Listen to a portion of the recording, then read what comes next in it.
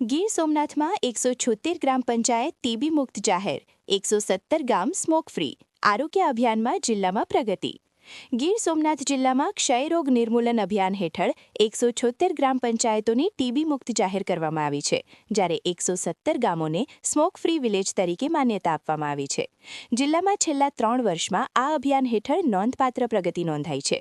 વર્ષ 2023માં 31 ગામો, 2024માં 148 અને 2025માં 176 ગામો ટીબી મુક્ત બન્યા છે. વેરાવળ ખાતે આયોજિત કાર્યક્રમમાં આ ગ્રામ પંચાયતોના સરપંચોને પ્રમાણપત્ર આપી સન્માનિત કરવામાં આવ્યા હતા.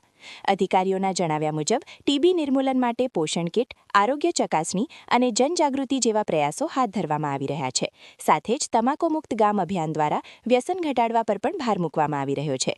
પ્રશાસનનો દાવો છે કે સહિયારા પ્રયાસોથી આગામી સમયમાં સમગ્ર જિલ્લાને ટીબી મુક્ત બનાવવાના પ્રયત્નો ચાલુ રહેશે.